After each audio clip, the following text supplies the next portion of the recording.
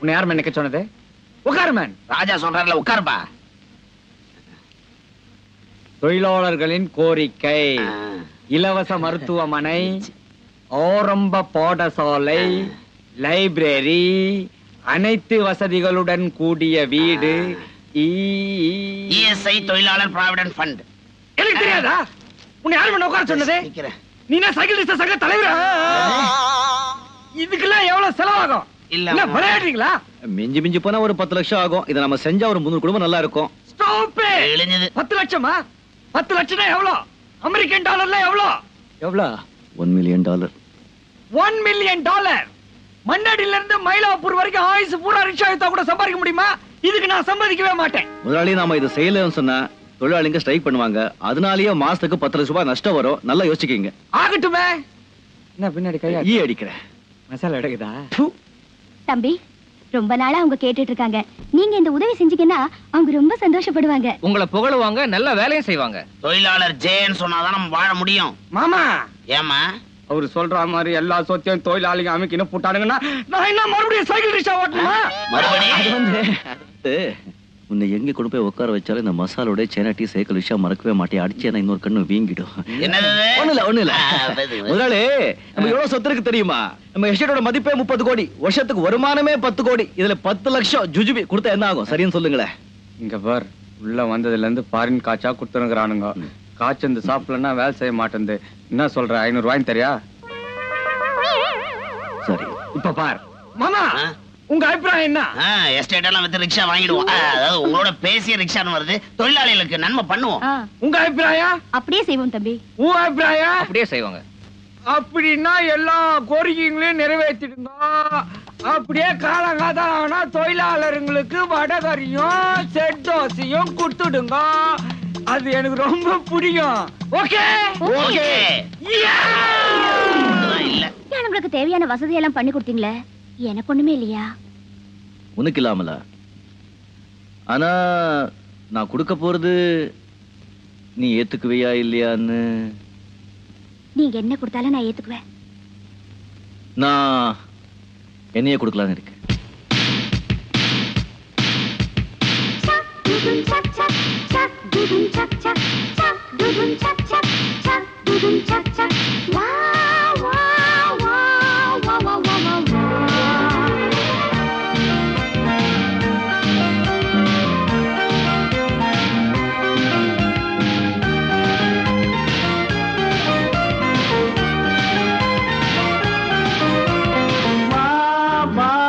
மஞ்சள் மலரே பொண்ணு தாத்தா கொஞ்சம் கிளியே, வா வா மஞ்சள் மலரே பொண்ணு தாத்தா கொஞ்சம் கிளியே, வைரமணி தேரினிலே பொன்ன வச்சி நான் இழுப்பே, வைரமணி தேரினிலே பொன்ன வச்சி நான் இழுப்பே, பெண்ணுயிரே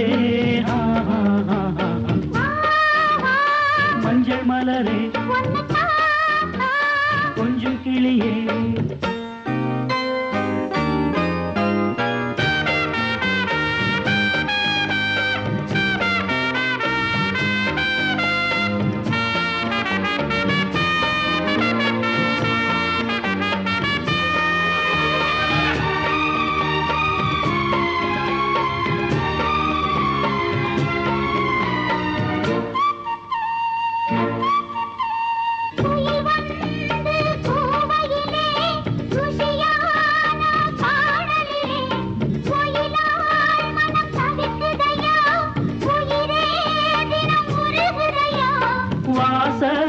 கருவேட்டிலையே உந்தன் நேசம் வந்து சேர்ந்ததம்மா, வீசும் இளம் செந்தலிலே உந்தன் தூதும் வந்து சேர்ந்ததம்மா.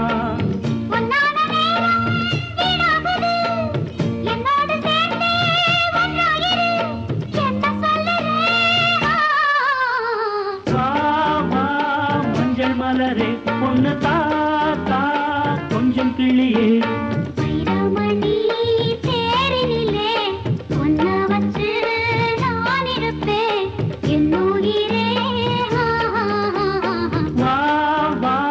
மஞ்சள் மலரே பொண்ணு தாத்தா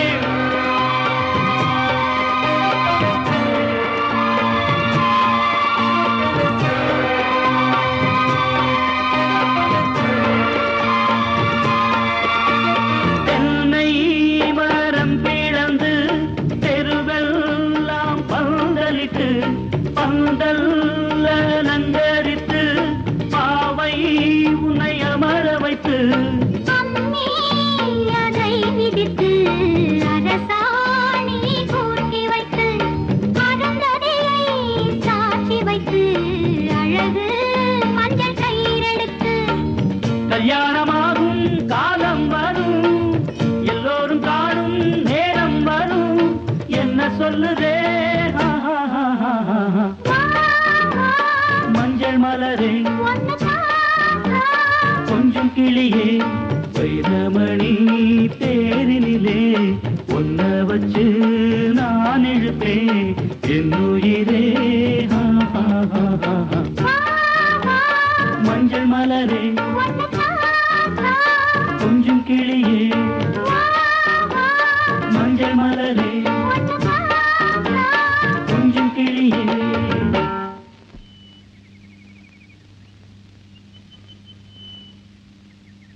சரசே சரசே வா வா வா. என்ன மாமா உயிர் போற மாதிரி கத்துற? புதையல் கிடைச்சிருச்சு. புதையலா? இப்ப நீ உயிர் போற மாதிரி கத்துற பார். இத பார் புதையல். அல்மாராவை தேடி இருந்தனா அப்ப இந்த ஆல்பம் கிடைச்சது. இந்தா 150 சவரன். எப்படி கோடிக்கணக்கான நகையில பொக்கிஷம் எங்க இருக்குன்னு இத்தனை நாளா தேடிட்டு இருந்தமே அந்த ஆல்பம் இப்ப கிடைச்சிருச்சு. ஏன் மாமா இதுல போய் புதையல் இருக்குங்கிறீங்களே? கடவுள் உனக்கு உடம்புல வச்ச சரக்க மண்டையில வைக்கல. நான் வக்கீல் சாரை பார்க்க போறேன். ஐயோ வக்கீல் சார், வக்கீல் சார்.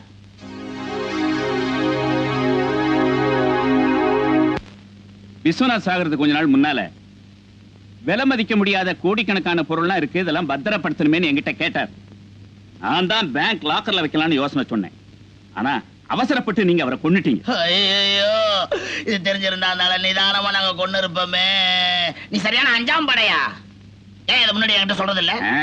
சொல்லியிருந்தா எல்லாத்தையும் நீ அமைக்கிடுவிய, எனக்கு என்ன லாபம்? உனக்கு எவ்வளவு நகை வேணாலும் தரையா, அது இருக்கிற இடத்த மட்டும் காட்டு. இருக்கிறது கொஞ்சோண்டு பிளட்டியா, அதுவும் பிரஷர்ல ஏறுதே. அவசரப்படாத, இங்கதான் வீட்டுல எங்கேயாவது இருக்கும். ஆனா ஜமீன்தார் புள்ள இருக்கும்போது எப்படி எடுக்க முடியும்? நகை இருக்கிற ஏரியாவை நீ சொல்லிட்ட, பயப்படாத. அத கண்ண கோல் போட்டு எடுக்கிறதுக்கு நம்ம கையில சால் இருக்கு. சேதுபதி நீ தான் காப்பாத்தணும், தர்மத்தின் தலைவா.